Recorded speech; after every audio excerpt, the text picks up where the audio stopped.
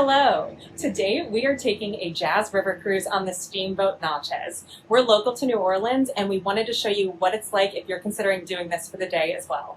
This is one of the 3 riverboats you can take out of here. The Natchez itself is the only steam-powered boat. You can take our sister ship, the City of New Orleans, which is diesel-powered, not steam, as is another company's boat, the Creole Queen.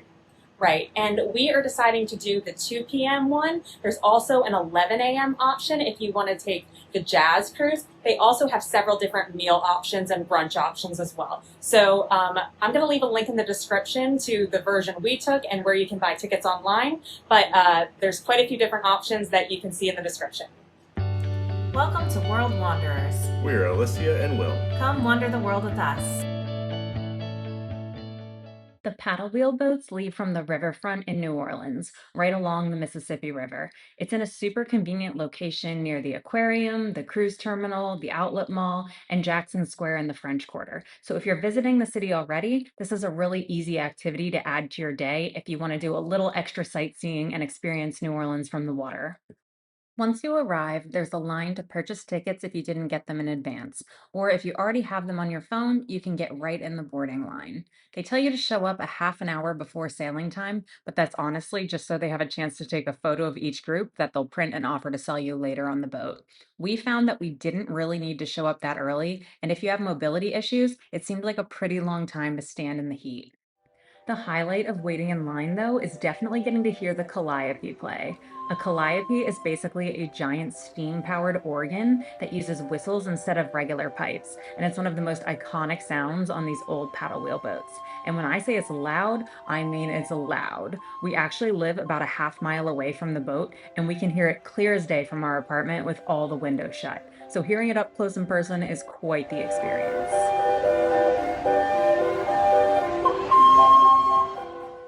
Then it was finally time to board the boat. We decided to go with the no meal option for this cruise, so we went straight to find seats for watching the boat pull away from the dock. If you're eating, they direct you to go inside right away where the tables are. So if you're not eating, there's no need to get here super early because there's tons of seating on the top deck and on the bottom deck that you can basically have your choice of whatever. We were about halfway through the line and we got seats in the shade on the top deck exactly where we wanted to. One thing we really loved about doing the no meal option is that once the cruise started, almost everybody was inside for lunch. The boat actually has a capacity of over 1,200 people, but with everyone eating, the outdoor decks were pretty much empty.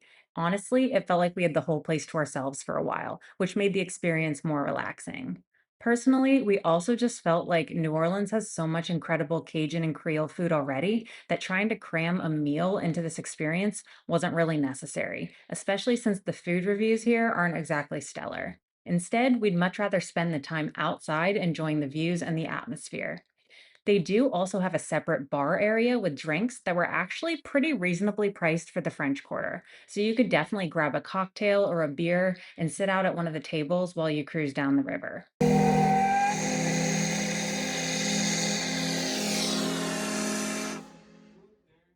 One thing I do want to mention, though, is that the first third of the cruise is really the main sightseeing and narration portion. Down there to the left near the end of the French Quarter by the U.S. Mint Building.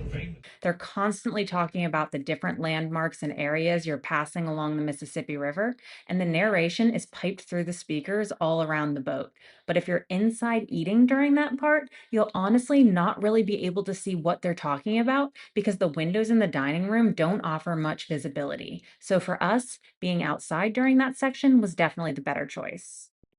After the narration portion wrapped up, the live jazz band started playing. The band performs in the main dining room where they have tables set up along with a little dance floor if you want to sit and watch the performance up close. But even if you don't stay inside, you can still enjoy the music from pretty much anywhere on the boat because they pipe it through the speakers for the rest of the cruise. We actually loved listening to the jazz while sitting outside on the deck watching the Mississippi River go by.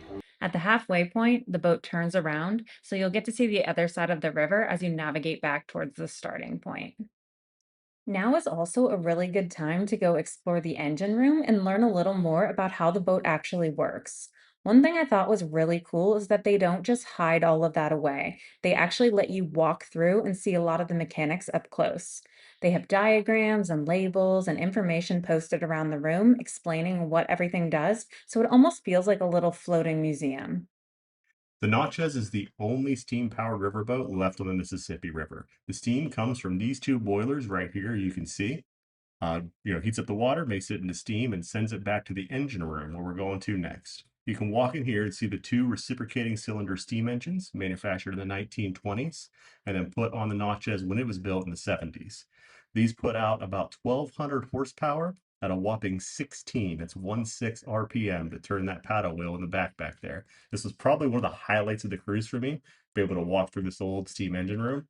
I worked with steam-powered ships in the Navy on the aircraft carriers, just a different heat source, and enjoyed watching the steam technology that drives this paddle wheel from the 1920s.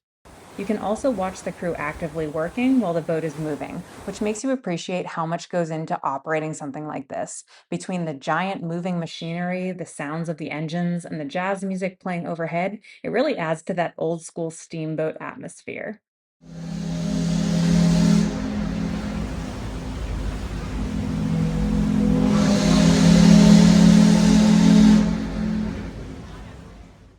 Okay, so we just got off the boat and we wanted to leave you with our takeaways. It's only May and it was very sunny and hot already. Right, so even if you think you're in the shade, the boat's continuously turning, so you're going to end up in the sun most of the time. We were constantly moving decks and chairs, and they were available, so it wasn't a problem, but just don't think you're going to settle into your one seat and stay there the whole time.